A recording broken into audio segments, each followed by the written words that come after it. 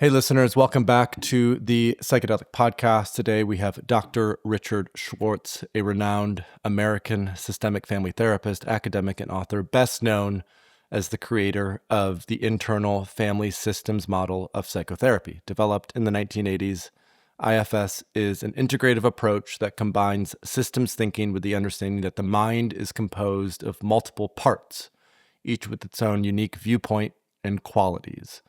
Throughout his career, Dr. Schwartz has authored numerous books and over 50 articles on IFS and related psychotherapy topics. In 2000, he founded the Center for Self-Leadership, which was renamed the IFS Institute in 2019 to provide training and resources for those interested in the IFS model. Dr. Schwartz, it's an honor to have you on the podcast with us today. Thank you so much for joining. Great to be with you, Paul, and please call me Dick. All right, let's do that. So, Dick, I'm curious, like when you first started hearing that people were bringing IFS into psychedelic journeys, was there a part of you that said, wait, they're doing what with my model? Was this surprising to you?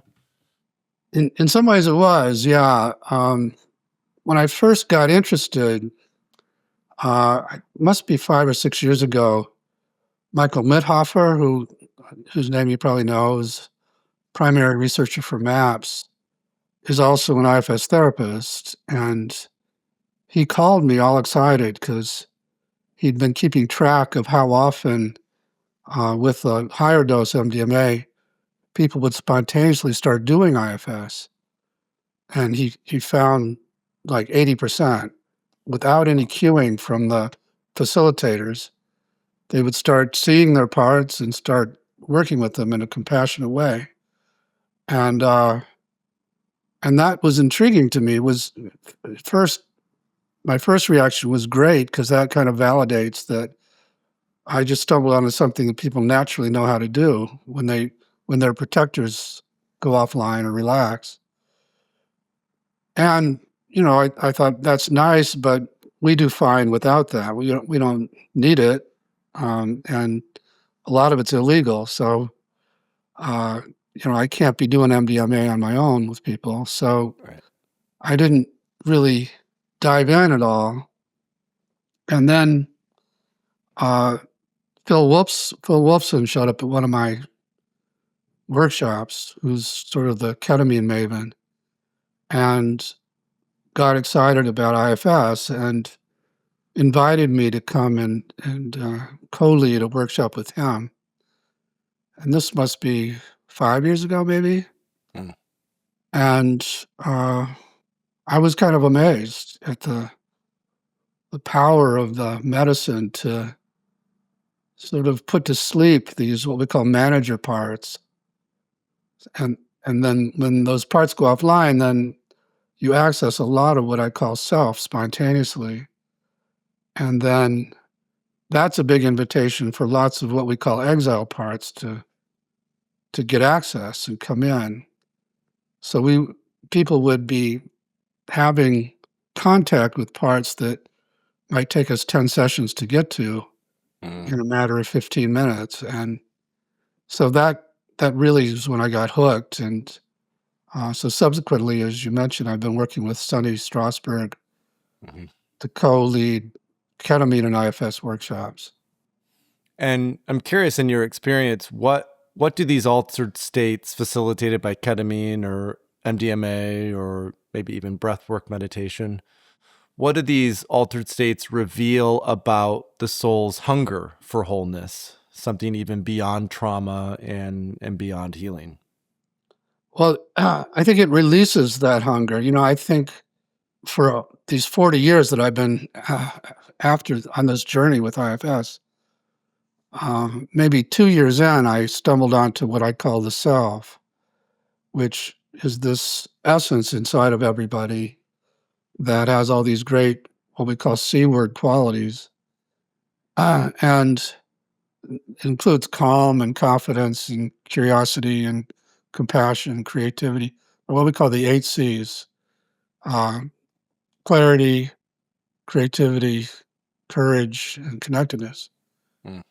And I just stumbled onto that discovery, and that's in there, but it gets covered over by these parts and what I call the burdens they carry, which are extreme beliefs and emotions. And so a lot of IFS has been trying to help people access that core essence. And then from that place, they have a natural desire for wholeness. They have a natural desire to reach out to these parts and bring them back home. And so that is what gets accessed with I haven't worked with every psychedelic medicine, but the ones I have experience with both personally and in a therapeutic context, uh, that's basically what they do is they help you access that place quickly. Uh, and with the ketamine, which is what I'm most familiar with, sometimes because you leave your body and you take off and you go into these higher realms, it's what we call the golden hour after you come back that there's a lot of access to self and you can do a lot of important healing work. MDMA, you don't really leave. Your heart gets hugely opened. So you're embodying a lot of self that ordinarily your protective parts keep you from accessing. Now, you've just to have a little bit of a linguistic framework for our conversation today. You've talked about, protectors and managers and exiled parts, and I'd love if, just as the opening for the interview today, you could help us with some of this territory. So just providing a little bit of brief introduction to what are these different parts and how have you defined them through IFS, and just we'll sort of open there, and then I'll have some more questions about the individual parts. As I said, I stumbled into this phenomena 40 years ago, and it was from my clients who started talking this language of parts and then I ultimately got very curious about it. And the long story short is that I discovered that I have them too, and that everybody seems to have them. And so they aren't a sign that you're pathological. If you have these little autonomous entities inside your mind, it's the natural state of the mind to be multiple in that way, and that actually it's good because they're all valuable. They contain qualities and resources we need in our lives. But trauma and it's called attachment injuries or bad parenting, things like that, force them out of their naturally valuable states into states that can be extreme and freeze them in time during the trauma often. So, Paul, if I had you focus on your critic, for example, and I had you ask how old it thinks you are, often you'll get a single digit because they think you're still 5. Yeah. And they have to protect you in the way that they had to back then. So they get frozen in time, and then they get injected with these extreme beliefs and emotions that came into your system during the trauma and that attach to these parts and drive them like a virus. So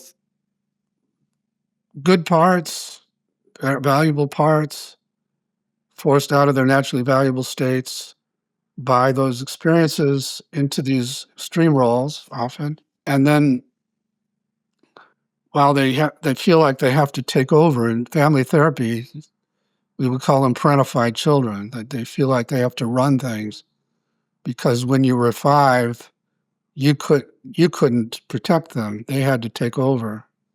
So they don't know really or trust what I'm going to call yourself.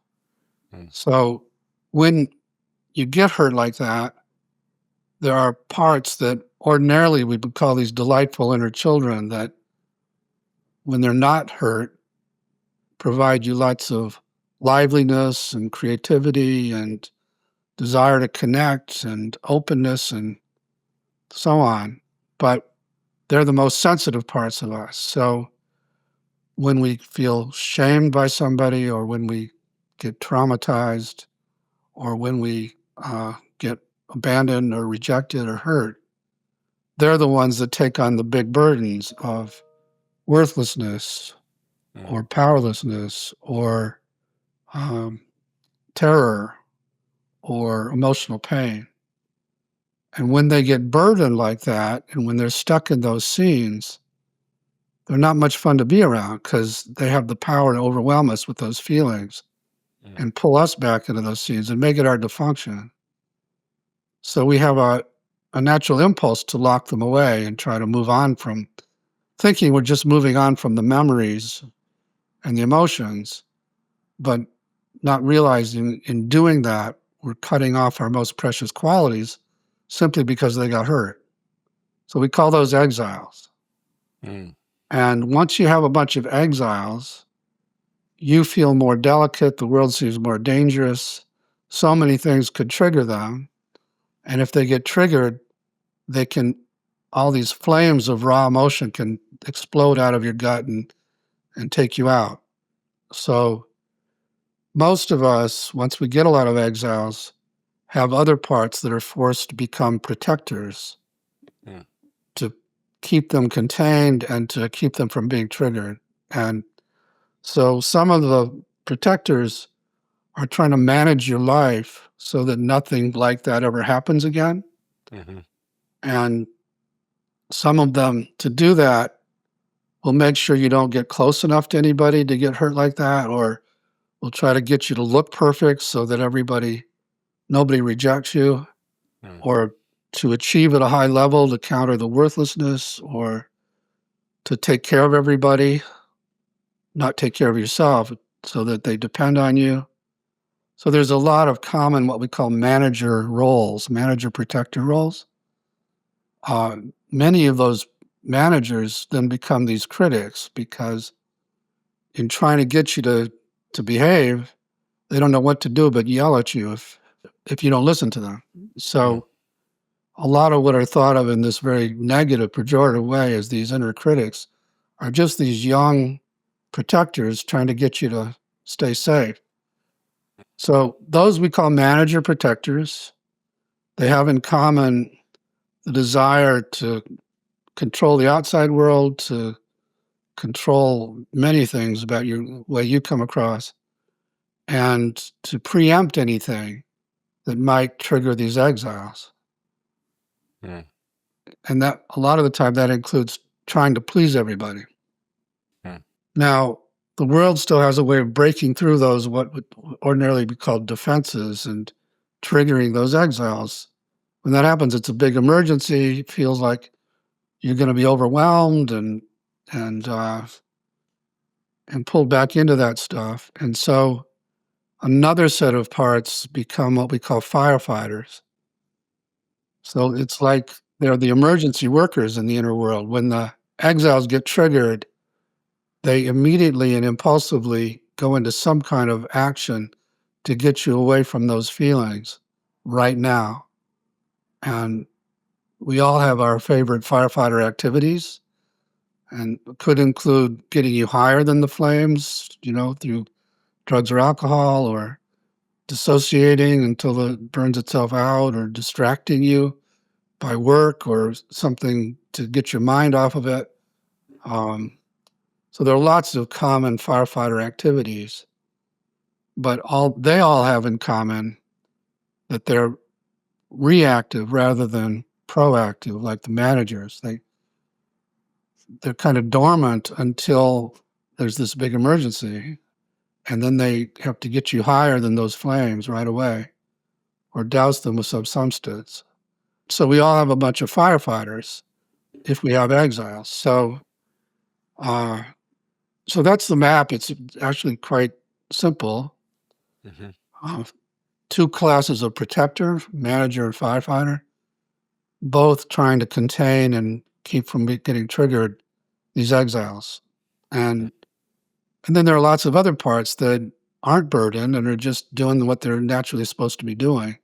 But we don't run into them because they don't stand out. They don't need attention. But then the big discovery in IFS is that in addition to those parts and just beneath their surface is what I was calling the self earlier. And I just stumbled onto that because, like once I got hip to the fact that parts aren't what they seem and they deserve to be listened to, maybe I'm trying to get you to listen to your critic and you're doing okay and it's relaxing and telling you why it's so burdened. And then suddenly you're furious with the critic. And it reminded me of family sessions where I'm having two family members that have been polarized try to talk to each other. And it's going okay, but suddenly a third one jumps in and sides with one against the other, and it goes south. Mm. And we were taught as family therapists to get that third one to step out so that the other two can finish their conversation without interference. Mm. I started thinking maybe the same thing's happening in this inner system.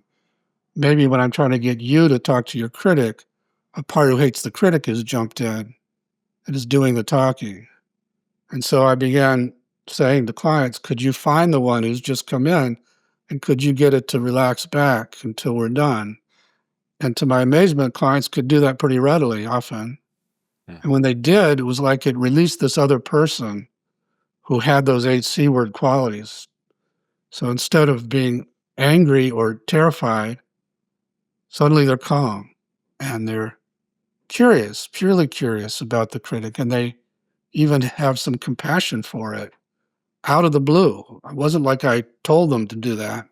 Mm-hmm. And when they were in that state, whatever part they were talking to would relax enormously and would share its secret history of how it got forced into this role.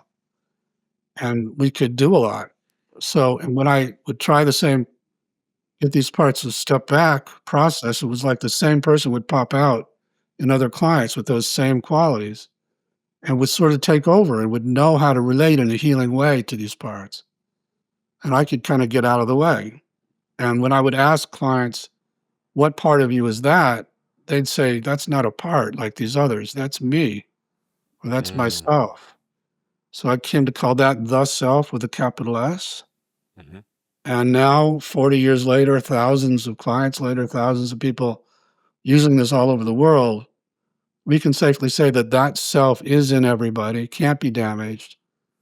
Mm. It's just beneath the surface of these parts, such that when they open space, it comes out spontaneously and knows how to heal, relates in a healing way, both to parts inside and also to people on the outside.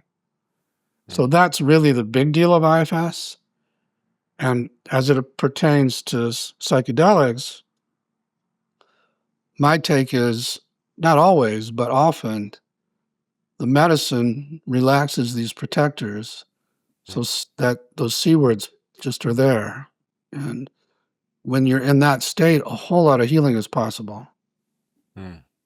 Yeah, this reminds me of the research that Roland Griffiths carried out at Johns Hopkins back in the day, the sort of initial impetus behind the current psychedelic renaissance, where he showed that a high dose of psilocybin occasioned what he called a mystical experience, and that by connecting to this source energy, this greater presence of being, that a lot of the issues around depression or addiction or anxiety tended to sort of melt away. And so one question that comes up now as a follow-up to this, especially as it relates to psychedelics, is something I've heard a lot about, is how, psychedelics can at times push us past those parts, or they can sort of overwhelm the system. And I'd love to hear you talk a little bit about what is this balance between opening parts or accessing parts or working with parts and sort of pushing past the boundaries of what's accessible, and what maybe challenge that may lead to when we overwhelm the system and it's too much. Yeah, so that was a big concern of mine coming into this because I could see how the medicine would make these protectors relax, and then people could access these exiles. And in ordinary IFS therapy, when we would bypass protectors without getting permission, there'd be a lot of what we call backlash. They would kind of, the next session or the next week, they would give the client a really hard time, sometimes in scary ways, for having violated their rules. And so I had that expectation. I was worried about that going into it. And still we get some of that, very mild compared to what we get without the medicine. And for a long time, I couldn't understand why the difference. And where I've landed now is, these are a bunch of little child kind of parts. The protectors are adolescent at best, and they're all kind of waiting for some grown up to come along and take over and say, "We've got this. You guys don't have to." And when the medicine can access so much of that grown up, that self, somehow they relax more. And so when they wake up and come back and they see there's this adult there who's really handling things, they don't need to backlash as much. So that's one comfort. And we do a lot of soliciting the protectors before the medicine is applied. So there'll be non-medicine sessions leading up to it where we're asking people to check inside and see what kind of fears they have about going on this journey, and addressing all those fears in advance and getting permission. And we'll say we're not going to do it without your protectors being on board. Mm. And I'm trying to bring that to the psychedelic community. Just that Sonny and I are trying to have a crusade about that. Mm. So yeah, that was a big concern. And once we do the journey, then we do bring in the protectors to check and see how they're doing and see if they can see the healing that happened, and now they don't have to do their jobs as much. So we're still being very solicitous of them. But yeah, that was a big concern. Relative to what you were saying about the research, Mm-hmm. and finding people having these spiritual experiences. So for me, the psychedelics have both purposes. Particularly, I'm most familiar with ketamine. So Mm-hmm. I think psilocybin is similar in this sense, that one purpose is the healing of these parts, which I've been focused on so far. But what I find personally, and also uh, with many clients, is that in the higher dose, you do leave your body, you do enter the non-dual, you feel like you don't have boundaries and that you're connected to everything, and that there's something much bigger out there. Mm-hmm. And there's something about that that's very, I mean, from my point of view, what I'm calling self is a drop of that ocean. So, Mm. or I love the metaphor from quantum physics of photons are both a particle and a wave. Mm-hmm. So there's this particleized state of the same substance that is the wave state. And so the medicine, you enter the wave state, and during the journey, you're largely in that state. And then as you come back, and many times I've come back, I'm saying, unlike a lot of the people that we work with, I'm talking a lot through the whole thing and jumping Mm. around, and I'm saying, I don't want to come back, because as you come back and you particleize, oh shit, there's this body again, and it keeps me separate from everybody, and there's this time thing that is such a hassle. And it makes you realize this is a really hard place that we live in, but that there is this other big self, that awareness of that is very comforting, just to Mm. know that we're just a drop of that big ocean, and it helps you keep a kind of perspective on what it's like to be here. And also, and I'm much more out of the closet about this than I have been for 20 years, we encounter what we call guides in that world, Mm. which are uh, not parts. They're, lack of a better word, they're sort of spiritual entities that can be extremely helpful, and do have ideas about what you should be doing with your time here. and have made it clear to me that they gave me this model. It didn't come out of my little brain. Mm. And so I can access and have conversations with them when I do it, and I don't otherwise. So all of that to say that there is this larger purpose, I think, of the psychedelic renaissance, which is timely because there's a huge need for more access to that kind of wisdom right now, Mm. to both our ability to embody more self, but also to have more opening to spiritual wisdom. More than ever, we need that now, and so psychedelics can really facilitate that. I mean, we have part of why I know about guides and other things like that is because long before I was doing psychedelics, clients would start to have these kinds of experiences. Mm-hmm.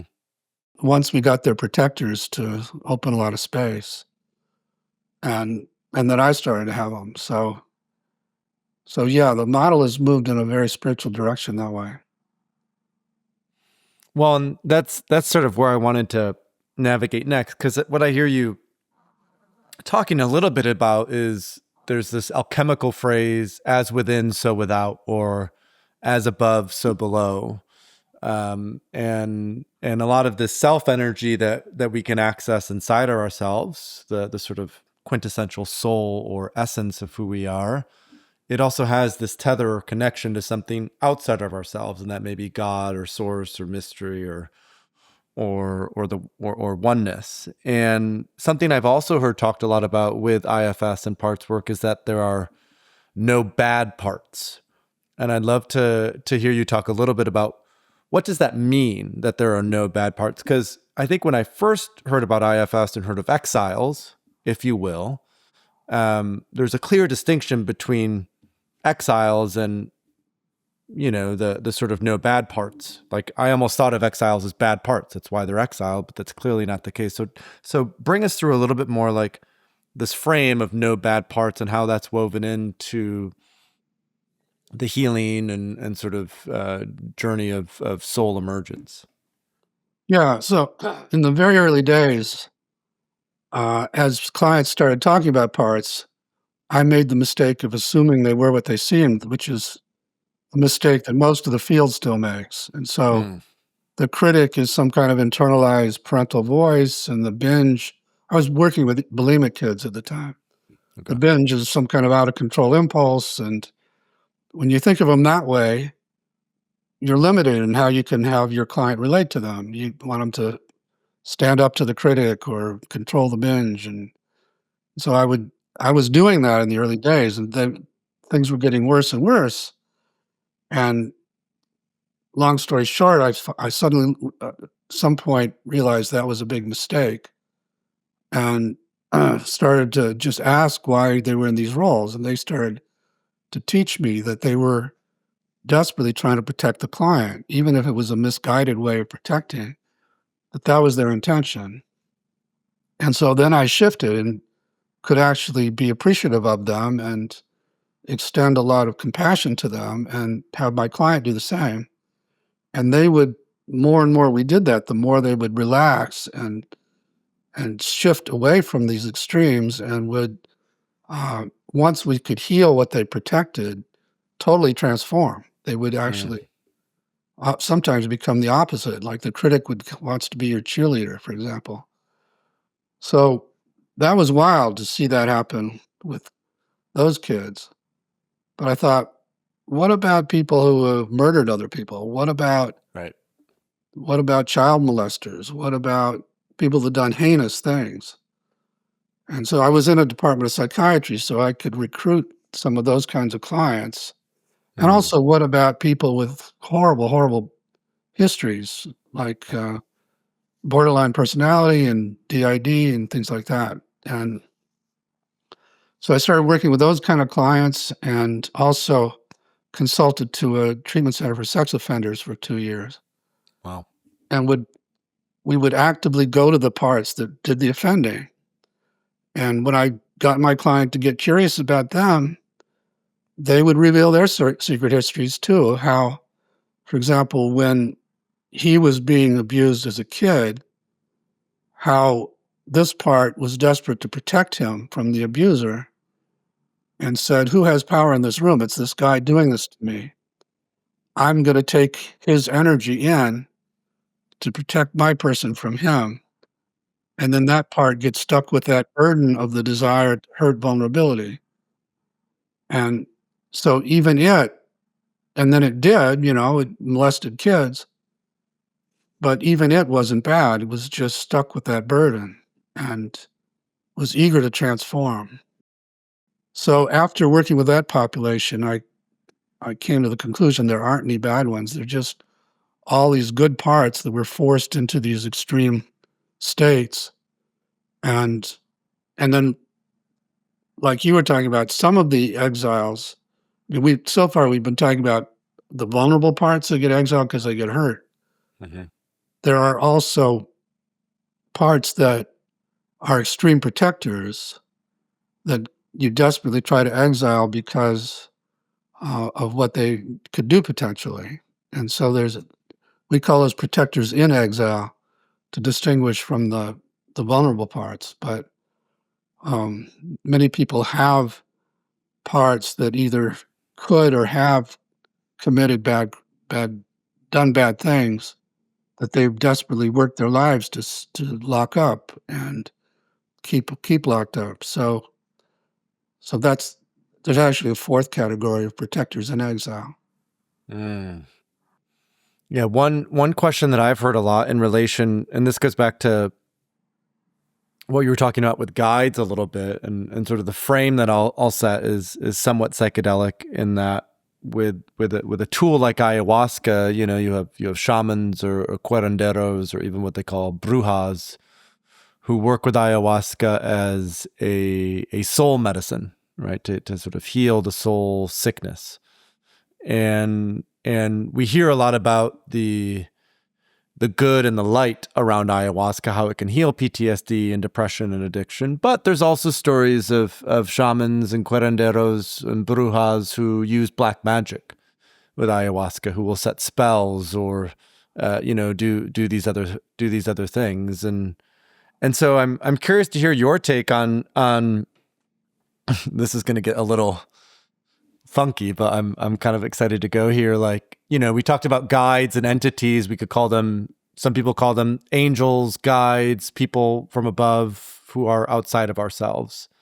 And I would imagine if there's guides of the light, there's also, sort of demonic entities, if you will. And so Yeah. I'd love to hear you talk a little bit about, and I'm so glad you brought up the example of child molesters or serial killers. Like, what is this relationship between, especially in this medicine space, like what we could call demonic entities and bad parts or having no bad parts? How do we sort of juxtapose those seemingly paradoxical aspects? Yeah. So again, I didn't used to talk about this openly, but for years we ran into that phenomena, and I would run into something that did seem demonic inside of somebody and just wanted to hurt them or hurt other people. And because I didn't believe, because I had this idea about no bad parts, Right. I'd spend hours interviewing it to try and find its positive intention, futilely, because it didn't really have a positive intention. It just kept saying, "No, I just want to hurt," And so then at some point, I started asking, "Are you a part or something else?" And they would, for whatever reason, they don't lie, and they'll always say, "No, I'm not a part." And then you could even ask how they got into the system and where they came from and so on. Often you'll get answers to that. And so, yes, there are these things that we've come to call unattached burdens. So they're just little bundles of nastiness that come into us. And as I learned about it, self protects you from there. if you're in your body and self, they Mhm. can't get in. But you find them in people that have been out of their body a lot. So people that have suffered a lot of abuse or had a lot of operations or drug addictions or psychedelics, they have an entree. And so when we're doing the ketamine and IFS, we, the facilitators, are spending a lot of time holding self energy in the room so that the people that are doing the journeys are protected from these things. And so, yes, these unattached burdens that other people call entities are a real phenomena. And when they create fear in people, they can have a lot of power. And when they have power, then they make the people do bad things. Mm. One of the things in trying to figure out how to deal with them, there is a law of inner physics that if you're not afraid of them and you're in self, they have no power.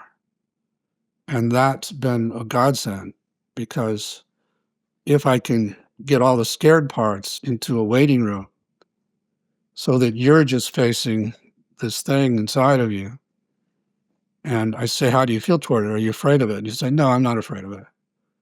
It'll still try to scare you or try to take over, and it will have no power whatsoever. Mm. And then we'll just send it out, and usually to light. And so they're generally not hard to unload if you can get people in self. Mm. And yeah, so that's the deal with that. So I still maintain there are no bad parts because they're not parts. Mm.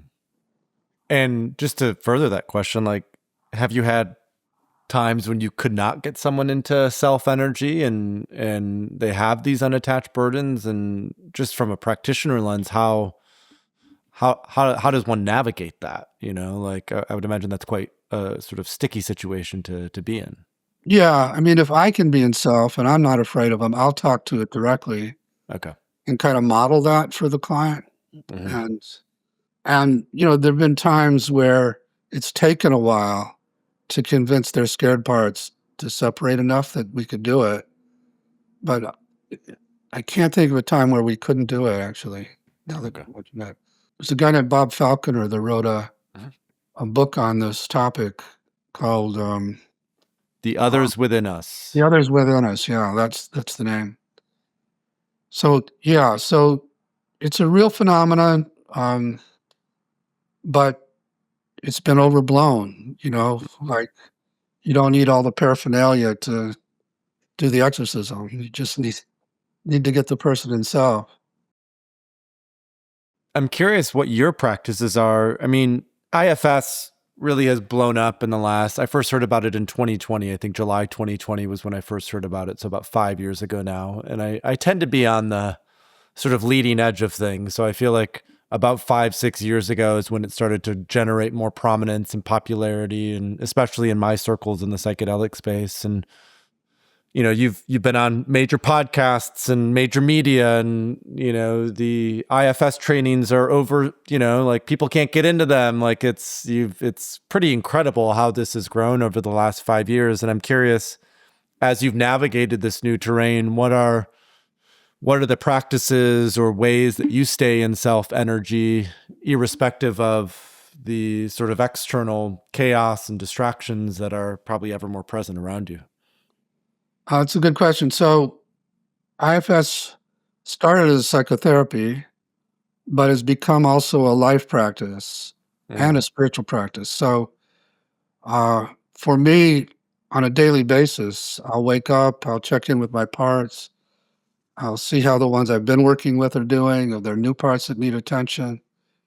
And then as I go through the day, I've got markers to notice how much I'm in self versus parts. And I'll just know, like before I came on with you, Mhm. just notice anybody nervous about this? Okay, just trust me. Remember, it always goes better if you just step back, just relax. And then during it, I haven't felt it. I've been pretty much in self, but had Mhm. I felt anything, that I would have just said, okay, just inside, I would say, okay, I'll talk to you later, but right now, just let me stay. So that practice is actually quite effective. And there are 4 goals of IFS. The first we talked about, which is helping these parts transform. And the second one is helping them trust self as a leader. And that's part of the life practice, is just reminding them. And it works, because when I can access those 8 C words, then life is a hell of a lot easier to navigate. And the third goal is to help the parts get along and get to know each other differently and work together. And the fourth goal, which is something that I'm really focused on now, is to bring more self-leadership to the outside world, so that I'm more in self with people, and I'm focused. My focus now is to bring it to larger systems and leaders and psychedelics. But in these endeavors, we have a lot of different kinds of projects to not just train therapists, but also bring it to the rest of the world. So that's it's keeping me going now in my 7th century, or whatever you call this. I'm 75. Decade. You're not Moses level yet. But Right. Maybe 7th decade. Yeah. So one other thing about psychedelics I wanted to mention quickly is that what are ordinarily thought of as bad trips are generally just these exiles that come in because they have an opening, and sometimes come in very extreme ways, because they're terrified, or they're really, really, could be a protector in exile, really angry, more often terrified, or really, really emotionally distraught. And if you think, oh my God, my client's having a bad trip, then you're going to get scared, and you're not going to be in self, and that's going to escalate things, and your client will have a bad trip. If, on the other hand, you think, oh, here's this really young part that's just come in and is terrified and looks like a panic attack, but it's really just this really scared part that's been wanting to come in for years and finally has an opening, then you stay in self, and you can get your client to see it that way and to say, how do you feel toward this part that's so terrified? And then the minute they answer that question, there's some separation. You're helping them unblend from that scared part, and then they can begin to help it. And then that becomes a huge healing, because it's a part that's been needing healing for years. So what I'm trying to convey to the psychedelic community is that there is a way to not ever think of somebody having a bad trip, and instead to help them follow what we call the trailhead to do a big healing. Yeah, it's like this difference between a bad trip and a challenging experience, and one frame that's come up a lot that I've just reflected on in our conversation is this relationship between the shadow and exiles. Carl Jung talked a lot about the shadow and shadow work, and I think there's from my lens, a pretty clear and distinct relationship. I mean, I'm curious to hear you talk about that in terms of, because oftentimes for these challenging experiences with psychedelics, they bring us into the shadow, these repressed parts of ourselves that we've kept sometimes locked away in the attic of our subconscious or our unconscious. How do you see that relationship between the exiled parts and what Jung would sort of call shadow work generally? Pretty much synonymous. I mean, what he's calling the shadow are where we've exiled our parts. And he was focused more on what I call protectors in exile than the vulnerable exiles. But yeah, it's really the same phenomena.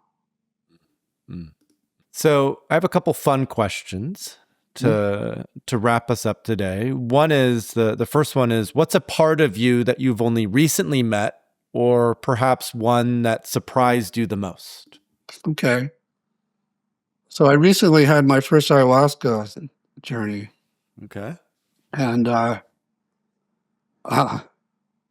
don't know if it was the medicine guide or one of my guides, but it was clearly pointing to this part that blocks my heart, and it was reviewing how it got into that role and was showing me scenes from my father, and then it was showing me how this part doesn't hates that job, but still feels the need to do it sometimes because my wife can get mad at me in a similar way, and so it really made a big point of getting me to focus on that wall, and I did during the ayahuasca trip, and actually I did. My body was moving a lot, which is indicative of me unburdening. And subsequently, people have seen a difference, and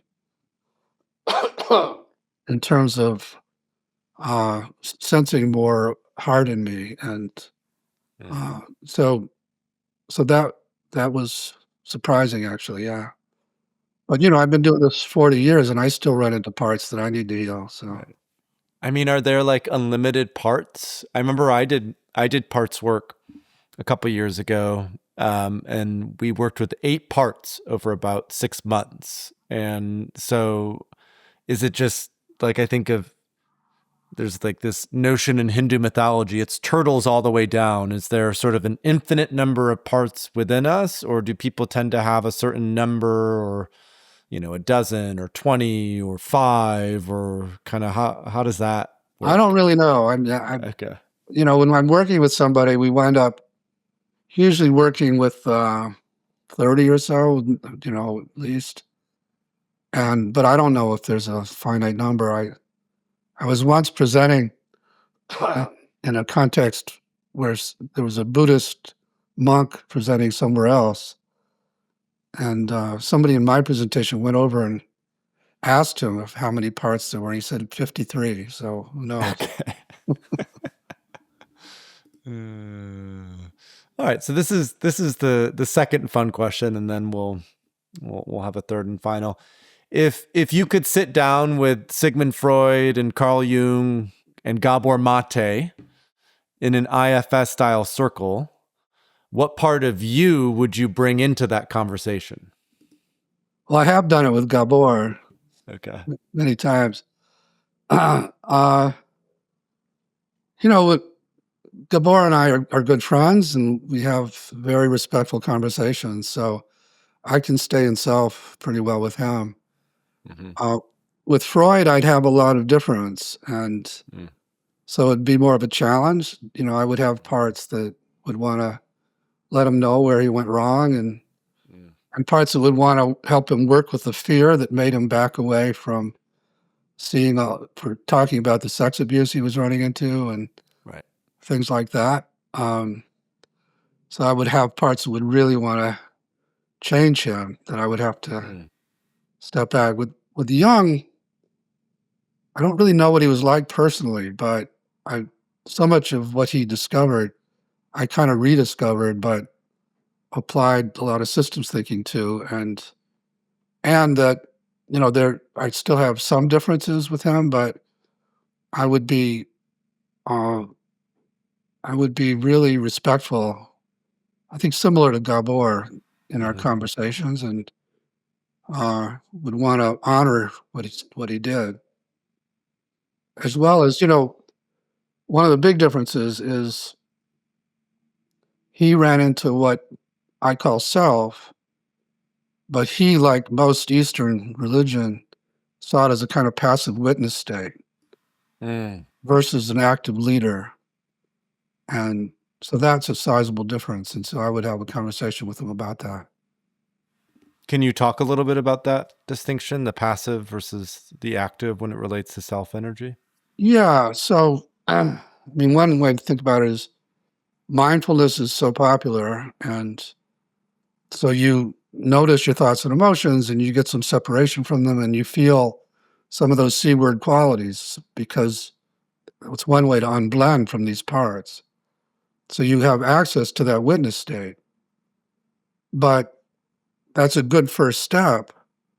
But for me, it's not compassionate to watch these suffering beings parade by, which is what you're doing when you're meditating that way, because you're noticing these parts, but you're not coming to them with any kind of compassion or love or appreciation. And so that would be the step that IFS takes, that you become an active inner parent or attachment figure to all these parts versus just a passive witness.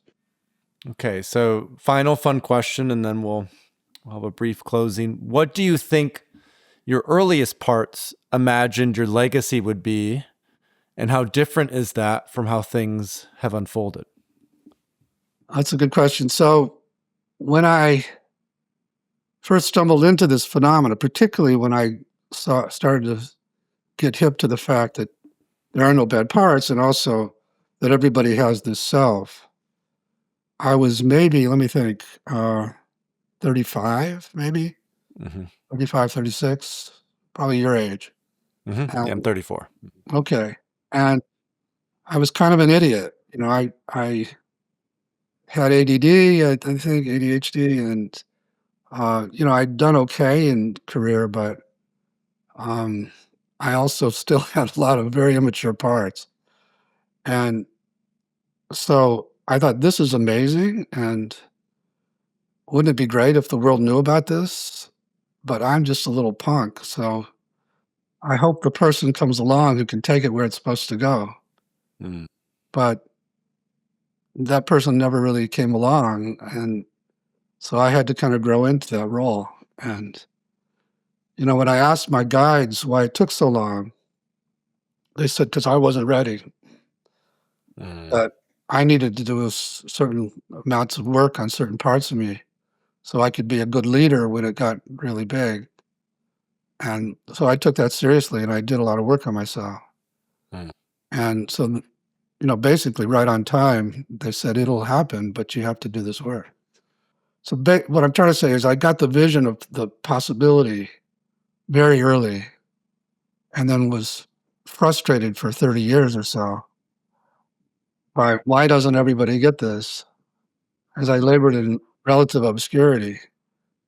And now it's very gratifying that it's had so much popularity, and, you know, the vision of what ultimately is possible, because it's really a totally different paradigm for understanding the human mind. Mm-hmm. And if everybody got it and knew, when you get hurt, go to those parts and embrace them and help them unburden in the spot, and knew how to lead from self, and knew how to bring that to their organizations, to their politics, it would be a different world. And so that's still what keeps me going. Is we've gotten farther than I ever thought that I would in my lifetime, and there's still miles to go.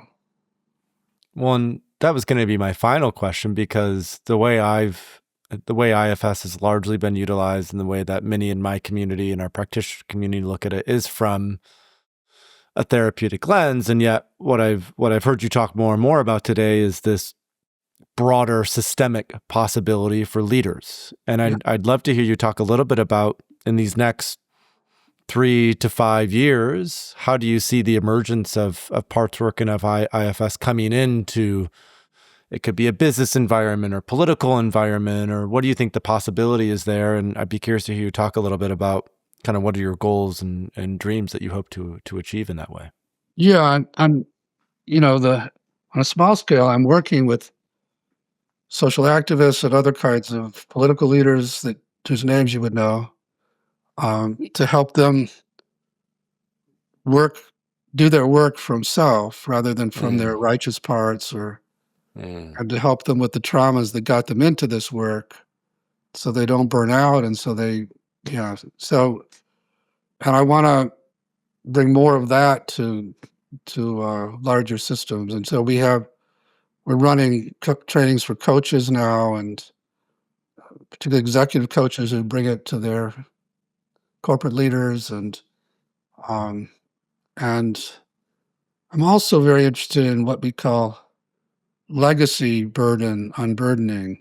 So we didn't talk about that concept yet, but in addition to these burdens that came into you from your personal experience in life, we all inherited a bunch of burdens from our ancestors or our ethnic groups that were related to traumas that happened decades or centuries earlier, but also really affect how we see the world, how much we other people, and so on.